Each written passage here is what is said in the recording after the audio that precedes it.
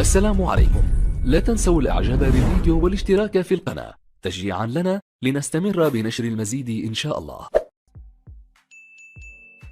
السلام عليكم ورحمة الله وبركاته. أهلا بكم مع موعد مباراة الأهلي اليوم مع سموحة في الدوري المصري الممتاز والقنوات الناقلة والتشكيل المتوقع لفريق الأهلي في مباراة اليوم، وإليكم تفاصيل هذه المباراة ولكن بعد هذا الفاصل.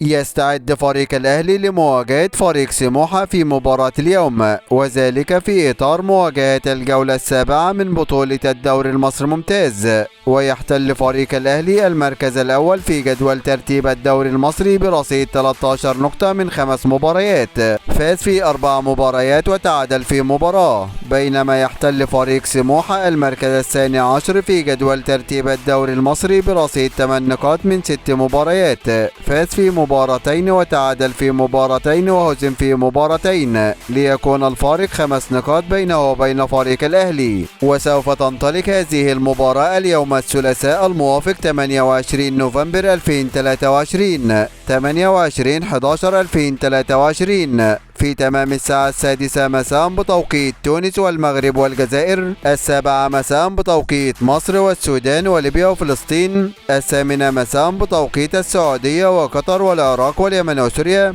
9 مساء بتوقيت الإمارات وعمان. وسوف تقام هذه المباراة على ملعب استاد المقاولون العرب، وسوف تنقل هذه المباراة عبر قناة اون تايم سبورت بصوت المعلق أيمن الكاشف. وإليكم الآن التشكيل المتوقع لفريق الأهلي في مباراة اليوم. في حراسة المرمى محمد الشناوي، وفي خط الدفاع محمد هاني ومحمد عبد المنعم وياسر إبراهيم وكريم الدبيس، وفي خط الوسط اليو ديانج ومروان عطية وإمام عاشور، وفي خط الهجوم حسين الشحات وبيرسيتاو وصلاح محسن. هذا كل ما لدينا عن موعد المباراة، وانتظرونا في موعد مباريات قادمة بإذن الله تعالى. ولا تنسوا دعم الفيديو بلايك والاشتراك في القناة وتوقع نتيجة المباراة في التعليقات أسفل الفيديو.